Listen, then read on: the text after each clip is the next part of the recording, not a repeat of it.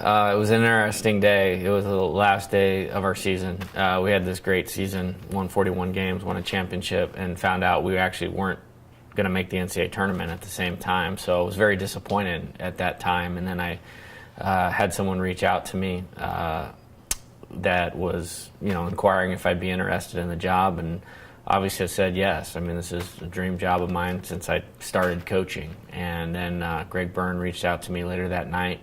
We had a couple good conversations throughout that next week, and then met about 5 or 6 days later in San Diego. Had a good four-hour sit-down meeting, and a couple days later he called me and said it looks like this is the direction it's going, and then offered me the job a few days after that. And then it's one of the happiest days of my life.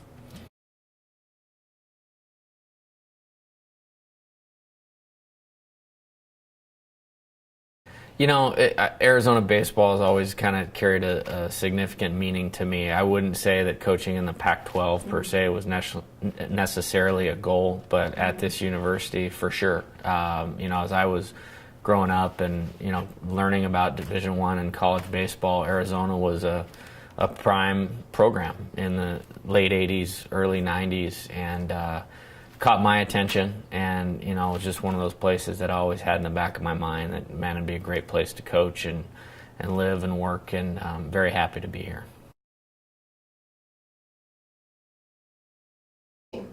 We're just establishing our process, our foundation of how we're going to do things. And, for the seniors or the juniors that are draft eligible and will only be here 1 year, I want it to be the best baseball experience of their life, and we're going for it in 2016. It's one of those things, as the leader, you have to have one eye on the present, which is now, and one eye on the future, and balance those things together. But for this year, it's establishing our way, our play, and really get them to just stay in the moment and try to tackle the tasks at hand, put a bunch of good days together, and if we do that, then hopefully the success of the team will be a byproduct of that.